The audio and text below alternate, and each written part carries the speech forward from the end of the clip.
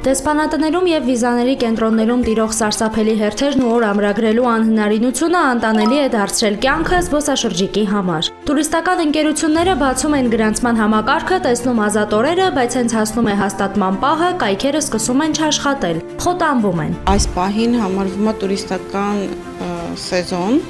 ու բավականին մեծ կուտակումներ կան, բայց այդ կուտակումները ցավոք սրտի նրա պատճառով են, որ դեսպանատներում, ինչպես եւ արդեն բավականին երկար ժամանակա դեռևս նույն ձև շարունակվում է ու մենք չենք կարողանում օրեր վերցնել տուրիստների, զբոսաշրջիկների համար, ովքեր ցանկանում են մեկնել արտասահման։ Հայերի համար ամենապահանջված ուղղություններից մեկը Հունաստանը շատերի համար դարձել է անհասանելի հանգստի ուղղություն։ Տեխնիկական խոտան է սա, թե միտումնավոր խոչընդոտ։ Այս ամենը շուրջ 700 տուրիստական ընկերությունների համատարած խնդիրն է։ Մինչդեռ պատասխանատու կառույցները սեփական տեխնիկական բացթողումները թաքցնում են, մեղքը բարթելով տուրիստական ընկերությունների վրա։ Անգամ ունենք վարկածներ, որ դա արհեստականորեն առաջացրած խնդիրներ են, որպեսզի կարողանան իրենք այդ տեղերը ուղղակի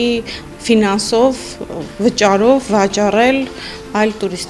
տուրիստների, ովքեր որ զարտուղի ճանապարհներով կարողանում են իրենց վերադուրս գալ եւ վճարով դա վերցնել։ Վիզաների ազատականացման մասին պաշտոնական հայտարարությունների ֆոնին իրականությունը տուրիստական ոլորտում այլ է։ Մարդիկ ստիպված չեղարկում կամ փոխում են իրենց պլանները։ Եվրոպայի փոխարեն ընտրում են Կիպրոսը կամ էլ մնում Հայաստանում, նախապատվությունը տալով ամենաշատն այցելվող Դիլիջանին, Սևանին ու Աղվերանին, որտեղ սակայն սեզոնի բացվելուն պես կտրուկ գնաճ է նկատվում։ Երբ որ խոսում ենք վիզա ազատականացման մասին, երբ որ ընդունում ենք համապատասխան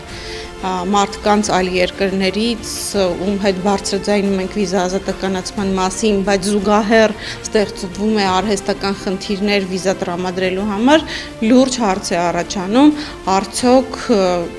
իրոք գնում ենք վիզա ազատականացման, թե դա ուղղակի ինչ-որ դատարկ խոսակցություններ են։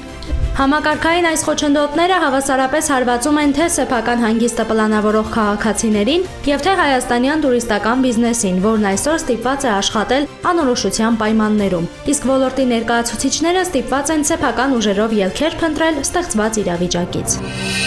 Բաժանորդագրվեք Արմաթ մեդիայի ալիքներին սոցցանցերում։ Հետևեք մեզ նաև Armat Media AM կայքում։